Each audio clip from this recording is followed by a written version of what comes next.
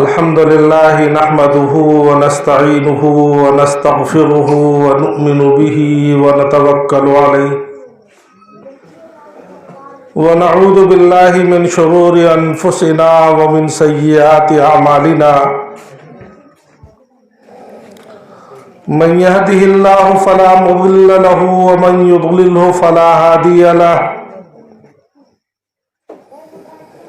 ونشهد أن سيدنا ومولانا محمدا عبده ورسوله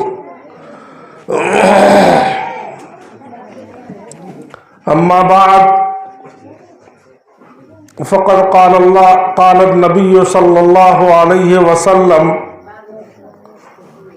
كل أمر ذي بال لم يبدأ بذكر الله فهو أقطع او کما قال علیہ الصلاۃ والسلام۔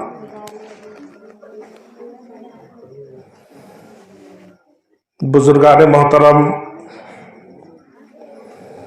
عزیز دینی بھائیوں،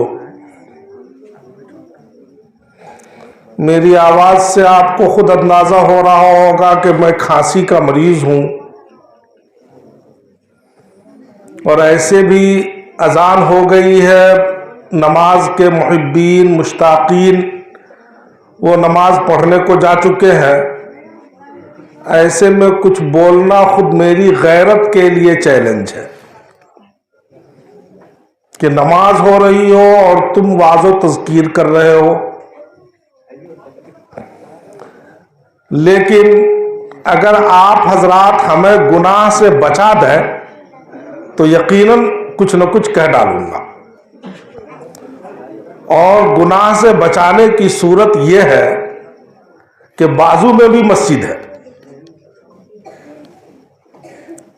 پروگرام کے ختم ہونے کے بعد اگر ہم سب لوگ مسجد میں اکٹھا ہو کر نماز پڑھ لیں اور یہ وعدہ کر لیں کہ ہم سب کے سب پہلے نماز پڑھیں گے، اس کے بعد پھر کھانا ہوگا یا جو بھی نظام ہوگا، تو میرے خیال سے بولنے والا یا اسٹیج پر بیٹھنے والا بالکل گنہگار نہیں ہوگا، بلکہ مزید ثواب کا حقدار ہوگا۔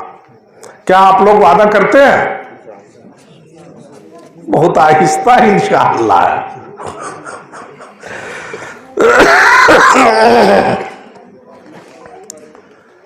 بزرگوں اور دوستوں، آج کی یہ مجلس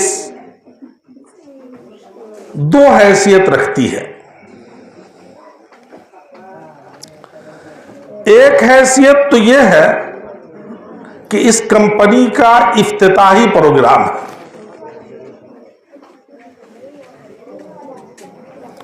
دوسری حیثیت یہ ہے کہ نبی کریم صلی اللہ علیہ وسلم کے دور میں جب رمضان المبارک کی فرضیت نازل ہوئی تھی تو اتفاق سے وہ وقت بھی 27-28 شعبان کا تھا، یعنی رمضان سے 2 دن پہلے کا واقعہ۔ جب رمضان کی فرضیت نازل ہوئی تھی، رمضان کا روزہ فرض ہوا تھا، اس فرضیت کا علم اور اس فرضیت کا اعلان جو ہوا ہے وہ رمضان سے 2 روز پہلے ہوا، اور وہ اسی موقع پہ اللہ کے رسول صلی اللہ علیہ وسلم نے ایک اجلاس منعقد کیا، اور اسی اجلاس کو ہم لوگ اور تمام پڑھنے لکھنے والے لوگ استقبال رمضان کے نام سے یاد کرتے ہیں کہ اللہ کے رسول نے اس موقع پہ جو بات فرمائی تھی اسی کو دوہرا دیا جاتا ہے، وہی تقریر من نوع دوہرا دی جاتی ہے تو استقبال رمضان ہوتا ہے۔ آج کا یہ پروگرام دونوں حیثیت رکھتا ہے، مگر مجھے ان دونوں حیثیتوں کے بجائے ایک تیسری بات کہنی ہے، اور وہ تیسری بات ایک واقعہ ہے۔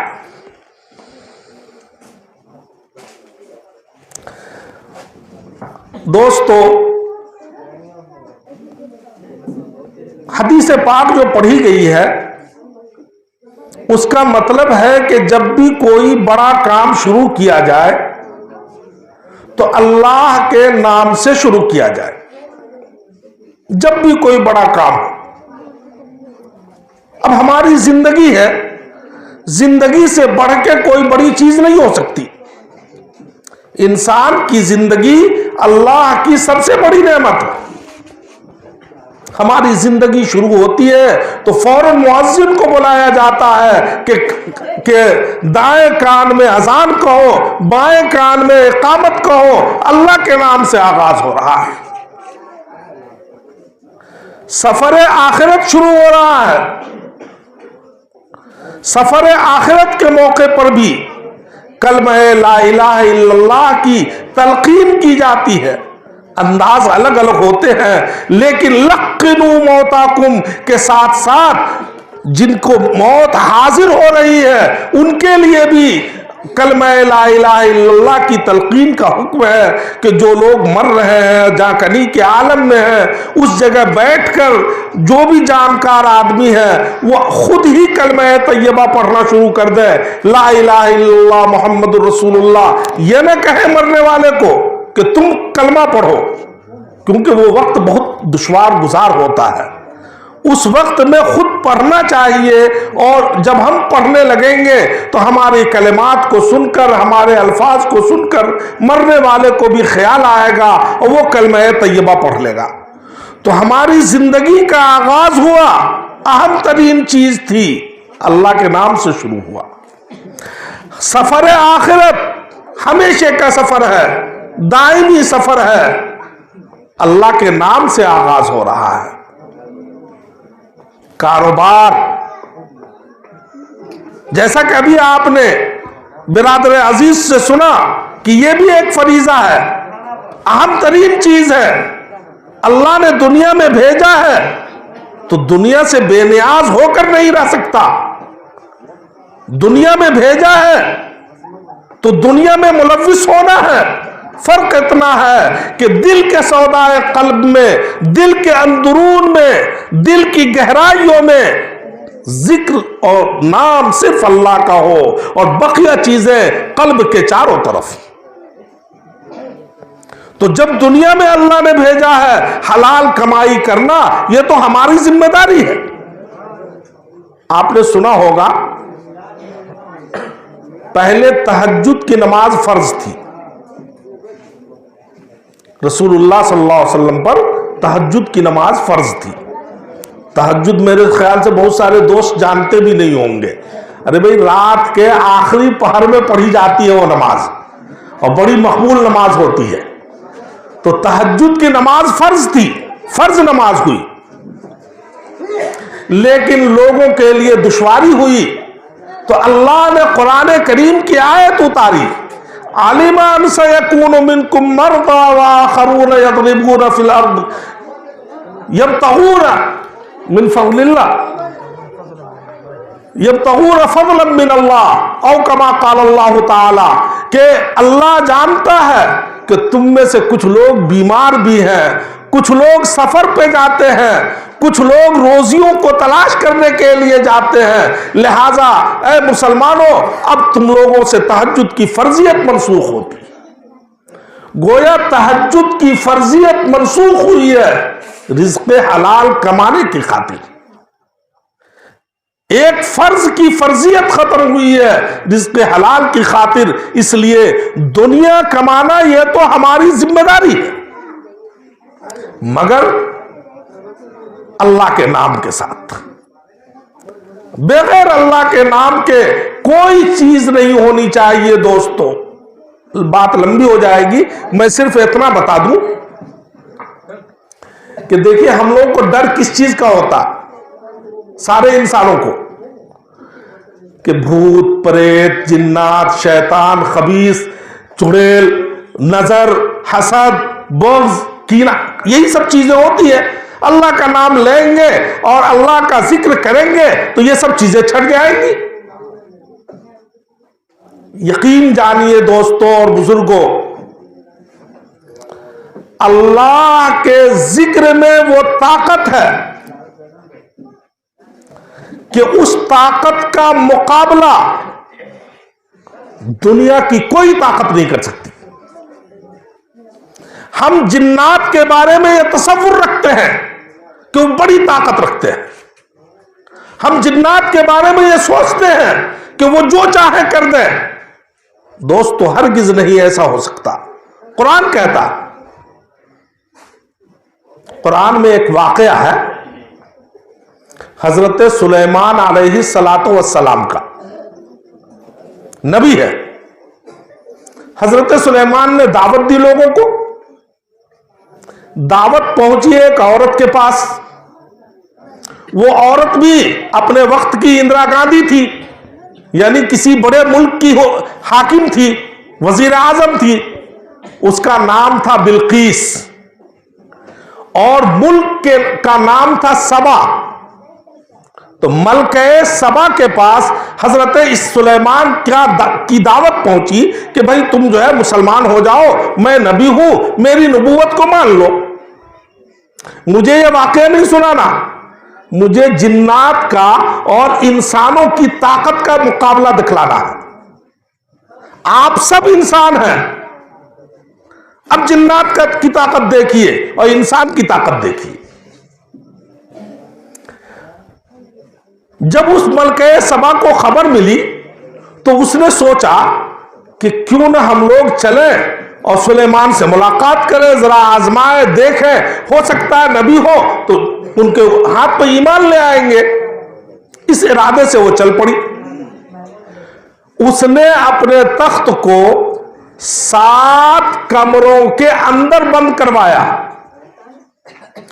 اور جہاں سے وہ چلی ہے وہاں سے لے کر حضرت سلیمان کے مقام تک پہنچنے کے لیے 900 میل کا فاصلہ ہے. 900 میل. اب موجودہ دور کے لحاظ سے کم 18-20 کلومیٹر ہوتے ہیں. 1800 یا 2000 کلومیٹر ہوتے ہیں. اتنی دوری کا فاصلہ ہے. اور ملکہ سبا نے اپنے تخت کو 7 کمروں میں بند کروایا ہے. اس موقع پہ حضرت سلیمان علیہ السلام نے اپنے درباریوں کو خطاب کرتے ہوئے کہا تھا کہ ایکم یاتینی بعرشہا قبل ان یاتونی مسلمین، کہ اے میرے وزرائے حکومت، اے میری حکومت کے وزیروں اور اے میری حکومت میں جناتوں، بتلاؤ ایکم یاتینی بعرشہا، کون ہے تم میں سے ایسا شخص جو اس کے تخت کو وہاں سے اٹھا کر لے آئے قبل ان یاتونی مسلمین، قبل اس کے کہ وہ ہمارے پاس پہنچے. سلیمان بادشاہ ہیں اور اپنے سارے عمرا اور وزراء اور سارے عمال کو، اور حضرت سلیمان کے جو وزیر لوگ تھے نا وہ جنات بھی تھے، تو حضرت سلیمان جناتوں کو خطاب کر کے کہتے ہیں ایکم یاتینی بعرشہا قبل ان یاتونی مسلمین. اس کے آگے جواب میں ایک جنات کھڑا ہوا. جنات تو ہوتا ہی ہے نا بڑا دعوے دار، جھوٹا دعوے دار، سب سے جھوٹی قوم جنات ہے. جنات میں سے ایک سرکش جنات کھڑا ہوتا ہے. قال عفریت من الجن، جو میں سنا رہا ہوں نا قرآن کی آیت ہے، سورہ نمل میں 19ویں پارے کی آیت ہے. قال عفریت من الجن، ایک بدماش قسم کا، خبیث قسم کا جنات کھڑا ہوا. قال عفریت من الجن انا آتیک بہ قبل ان تقوم من مقامک. اے سلیمان، اے میرے بادشاہ، اے میرے سرتاج، اے میرے حکمراں، اے میرے وزیر اعظم، آپ کو کیا فکر ہے؟ مجھے حکم دیجئے، میں آپ کی اس مجلس کے ختم ہونے سے پہلے تک، آپ کی اس بیٹھک کے ختم ہونے سے پہلے تک، آپ کے کھڑے ہونے سے پہلے تک وہ تخت اٹھا کے لے آؤں گا. بتائیے کتنی جلدی لانا ہے؟ 2000 کلومیٹر ہے اور اتنی دور سے اتنے تھوڑے وقفے میں لانے کے لیے جنات حاضر ہو گیا. حضرت سلیمان نے کہا کہ بھائی یہ تو بہت دیر ہے, نہیں چلے گا. کہا پھر؟ کہا مجھے تو اور جلدی چاہیے. تو اب حضرت سلیمان کا ایک چچا زاد بھائی تھا. حضرت سلیمان ہے انسان, تو چچا زاد بھائی کون ہوگا؟ انسان. چچا زاد بھائی ہے انسان, ان کا نام ہے آصف ابن برخیا. آصف ابن برخیا کھڑے ہوتے, کہا بھائی صاحب برادر محترم, اے میرے حکمراں, آپ کیوں پریشان ہیں؟ میں ابھی لے آتا ہوں. کہا کتنی دیر میں لائے گا؟ یہ تو کہا تیرے اٹھنے سے پہلے لے آؤں گا. کہا حضور میں آپ کے پلک جھپکنے سے پہلے لے آؤں گا. قال الذی عنده علم من الکتاب, کہا اس شخص نے جس کے پاس کتاب کا علم تھا. کتاب سے مراد توریت. اس زمانے میں توریت کتاب تھی. توریت کتاب اللہ ہے, انجیل کتاب اللہ ہے, زبور کتاب اللہ ہے. اس زمانے میں توریت کتاب تھی, کتاب کا علم تھا. گویا اس دور کا ایک حافظ توریت تھا. حافظ تو تھا نہیں, توریت کا عالم تھا, جاننے والا تھا. قال الذی عنده علم من الکتاب انا آتیک بہ قبل ان یرتد الیک طرفک, میں تو وہ تخت اٹھا کے لے آؤں آپ کے پلک جھپکنے سے. یعنی یہ جو پپوٹا ہے نا, پپوٹا پپنی کو اوپر سے نیچے آنے میں جتنی دیر لگے گی وہ اس سے پہلے لے آؤں. اور واقعتاً ابھی بول ہی رہے تھے اور تخت پہنچ گیا. اب آپ بتلائیے دوستو, جنات کا سرکش, قرآن کہتا ہے عفریت من الجن, سرکش جنات میں اتنی طاقت تھی کہ 2000 کلومیٹر دور کا وہ تخت اگر لا سکتا تھا تو اتنی دیر لگا رہا ہے کہ حضرت سلیمان اپنی مجلس سے اٹھیں گے تب تک وہ تخت لائے گا. مگر اسی جنات کے مقابلے میں ایک انسان کھڑا ہوتا ہے, وہ ایسا انسان جو اس دور کی آسمانی کتاب کا پڑھا ہوا انسان تھا. وہ کہتا ہے حضور مجھ میں وہ طاقت ہے کہ میں پلک جھپکنے سے پہلے لا سکتا ہوں. بتلائیے طاقت انسان کی بڑھ کے ہوئی یا جنات کی بڑھ کے ہوئی؟ مگر شرط ہے ذکر خدا ہو, کتاب کا علم ہو. اس لیے ہم لوگ چھوٹا سے چھوٹا کام کریں یا بڑا سے بڑا کام کریں, پہلے اللہ کا نام لیں. کم سے کم بسم اللہ الرحمن الرحیم پڑھے. آج تو بدقسمتی ہے, ہم سڑکوں سے گزرتے ہیں, کوئی کام ہوتا ہے, کسی کا شکریہ ادا کرنا ہوتا ہے, ہم تو عربی بھول ہی گئے ہیں, تھینک یو اور پتہ نہیں کیا کیا بولتے ہیں. اللہ کا نام, اللہ کے نام میں وہ تاثیر ہے کہ جنات جتنی سرکش قوم بھی اس تخت کو نہ لا سکی. اور وہ ایک انسان جسے صرف کتاب کا علم تھا, گویا ہمارے دینیات کا طالب علم تھا, مکتب کا طالب علم تھا, ناظرہ قرآن پڑھنے والا تھا, ناظرہ قرآن پڑھنے والا اتنی طاقت, اتنا پاورفل رکھتا تھا کہ وہ فوراً پلک جھپکنے سے پہلے اٹھا کے لے آیا. اس لیے دوستو اگر کوئی کام ہو اللہ کے نام کا واسطہ لیجئے, اس نام میں بڑی طاقت ہے, بڑی طاقت ہے. اعتقاد شرط ہے. تو میں کہہ رہا تھا کہ اس جلسے کی دو حیثیت ہے. ایک حیثیت ہے استقبال رمضان کی, اور ایک حیثیت ہے کمپنی کے آغاز کی. کمپنی کا آغاز الحمدللہ قرآن کریم سے ہوا, قرآن خوانی ہوئی. یہی ہم مسلمانوں کی شان ہے کہ جب بھی ہمارا کوئی کام ہو, نئی چیز کا آغاز ہو, بلکہ نئی صبح کا آغاز ہو, ہر روز ہماری کمپنی میں، ہماری دکانوں میں، ہمارے گھروں میں، آخر آپ نے سنا ہوگا نا، فجر کی نماز کے بعد پہلے زمانے میں ہر گھر میں تلاوت قرآن ہوا کرتی تھی. گزرنے والا سڑکوں سے گزرتا تھا تو ہماری خواتین کی بھینی بھینی آوازیں باہر نکلتی تھی اور وہ قرآن پڑھتی ہوئی رہتی تھی.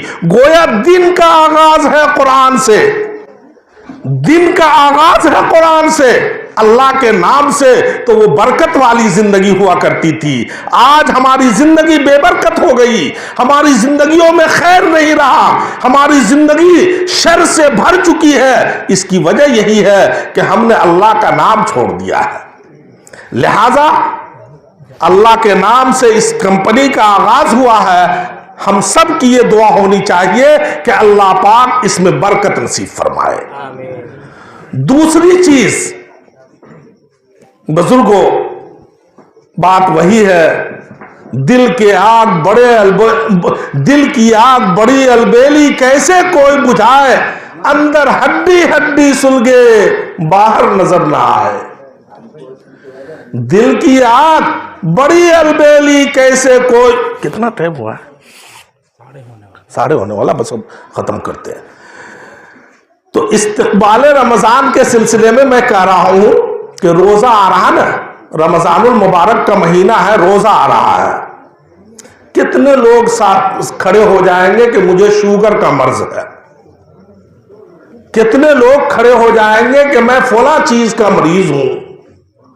دوستو، ہمارا خدا ان اللہ علیم بذات الصدور، اللہ ہمارے دلوں کی ہر چیز سے واقف ہے. آپ یقین مانیے، تجربہ کر کے دیکھ لیجئے.